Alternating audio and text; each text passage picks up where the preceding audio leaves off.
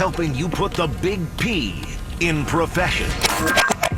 Here's our career Sherpa, Julie Bauke. Yeah, it's time to talk about your job, the job, or your career. But even if you get into a career, eventually it becomes a job. it's consensus among most people. Julie Bauke, good morning. Hey, before we begin in talking about confidence, either you're confident, overconfident, or I'm going to make a case for being underconfident. Real quick here, we just heard that, and I was talking to Nathan Backrack about this not too long ago, too, that Macy's is going to cut 100 VPs to the tune of $100 million is what they're going to save. Now, I did the math and go, okay, is that $1 million a person? Probably not, because each VP probably has an assistant or three. And so you have all these other jobs out there, too, that are affected by this. So 70, I remember when Chiquita moved out and how big a blow that was, because you're talking about good, high-paying jobs here. And now it looks like this is going to happen with Macy's.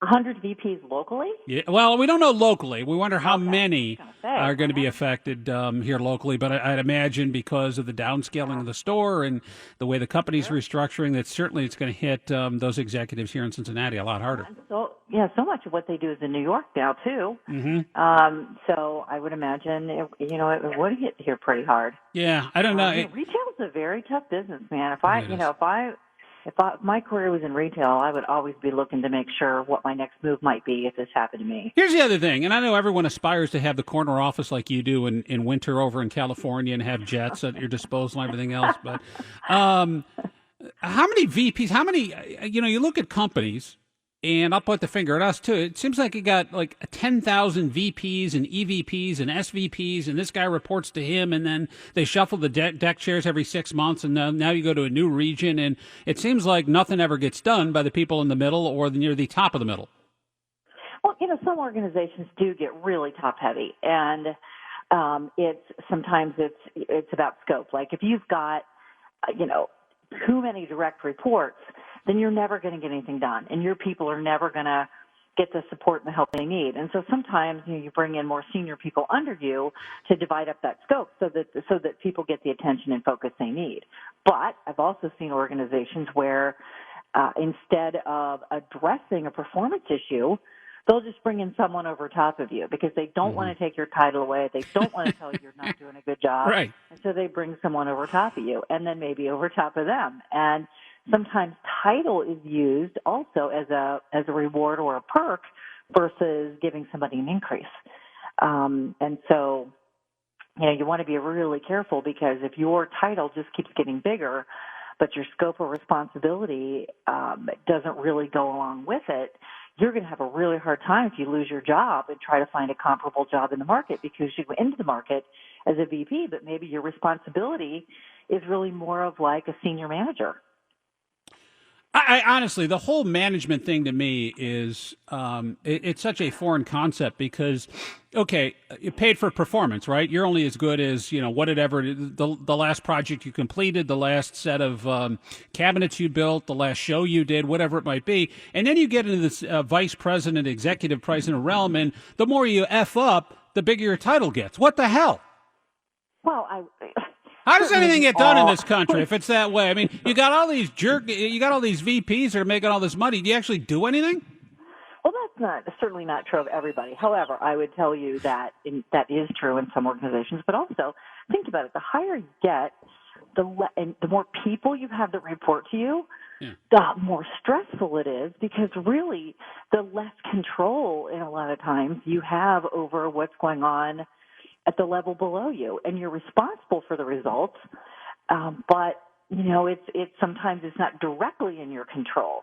You can't fill positions. People are quitting. There's process screw ups. You lose a customer, and that's why I think sometimes we get really, really, really focused on getting a bigger title without asking ourselves, why exactly do I want this? Because yes, it's more money, but it's also a ton more responsibility, a ton more risk. That's why I think a lot of people say, you know what, this managing other people is for the birds. I'm just going to worry about myself. And, I hear that all the time. I know so many people who have been in management. My best friend did the same thing. He was in management for a long time, and he's like, he's working for himself now, and he loves it. He's like, I never want to be a manager again. My wife, when she was in television, she got out because the straw that broke the camel's back is she spent a half of a week, because she was in TV news, negotiating a fight between one of her anchors and a reporter over a pen that was taken from a desk. Oh, my gosh. She said, I'm out. Yeah. I'm out.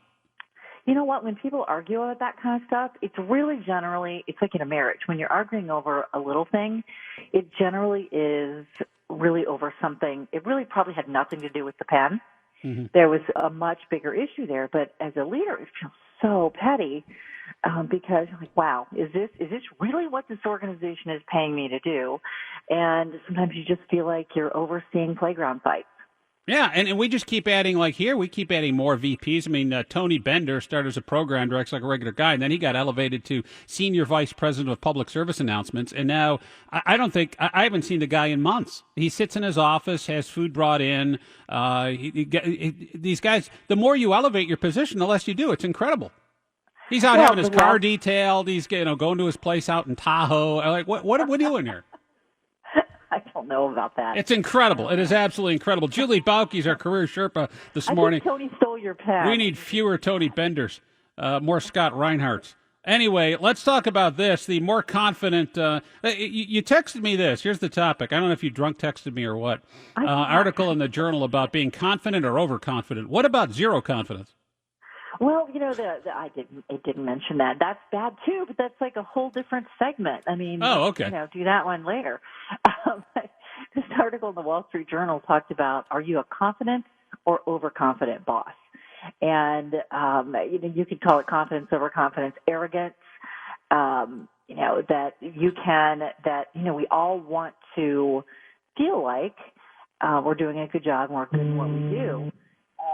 But a lot of times what happens is we get so overwrought with our own awesomeness that we're convinced that we're the smartest person in the room. And this article is talking about, are you confident or overconfident? And one of the ways, do you spend more of your time talking or listening?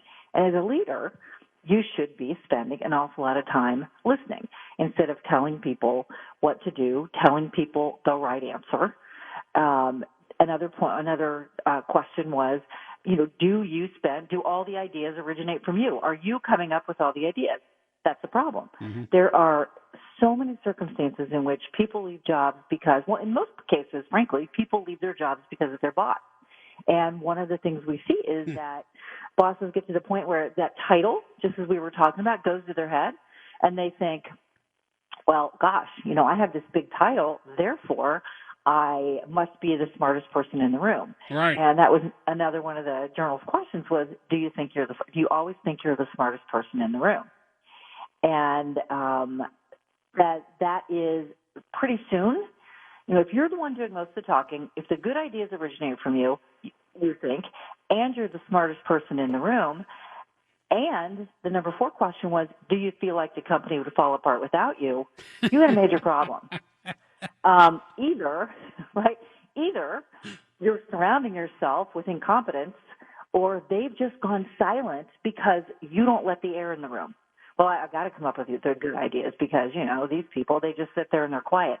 Right. The reason generally is because every time someone in the room or someone on your team brings up a good idea, you shoot it down, you take credit for it yourself, or, you're like, you overpower them with another thought. And so proving that you're so necessary to the organization is veering well into overconfidence, and you're going to start losing your people, and you might end up losing your job because, in fact, you are not always the smartest person in the room. I don't care who you are.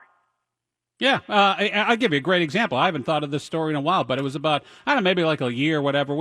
Occasionally we have like vice presidents and these SVPs. They all come in from New York and all over to tell us how to do radio, even though, 700 WOW are the highest rated talk station out of the 1,200 stations we have. So they're going to come and teach us, teach Bill Cunningham how to do a radio show. And It's the best because it then turns into a roast, right? So I don't know. It was a few years ago. We came up with some, and I, get bogged down in the details of it. But basically, it's a best practices thing, right? And I came up with this idea, like, I do it this way. So, like for the last 10 years, I've been doing something a certain way. And I told a superior about it. Like, oh, that's a good idea. And say the best part was this: is essentially it became standard practice in the company. And then they presented it to us in this meeting last year. Where some jerk, I don't know, EVP, whoever it was presenting it like they came up with this concept. And they're sitting there going, you realize we started that, I started that here, I've been doing that for 10 years. So I didn't know how we're doing it, and then tried to take credit like it was some concept they came up with. And I said, I said, yeah, I basically the guy that invented that, you dumb bastard. And the room was completely silent. It was the best. Oh my God! And was the same person who was rolling it out the person who you told the idea to? No, I don't think so. Who knows? Okay. But it was hysterical because it's like, yeah, we've been doing. Thanks for paying attention, snapperhead. Yeah. Anyway, but isn't that get back to what we always talk about, which is what people do is they'll do whatever it takes to preserve their standing or their job, and if it means taking credit for somebody else's good idea. There's a lot of that happens. It's like, well, I don't have to give them credit. I'm the boss. I'm the smart one. And nobody's going to remember where I got it anyway. And, gee, it's something I can put on my resume, talk about a performance review time. You rise to the level of your competence. It's so true, isn't it? The Peter Principle. It is. Can we talk about next week? We can talk about lack of confidence. How about that? Lack of confidence. All right, very good. Julie Bauke, our career Sherpa this morning on 700 WW and the AcuteHearingCenters.com hotline. Thanks again. We'll talk again next week, maybe. Alrighty. All right, take care. There you go.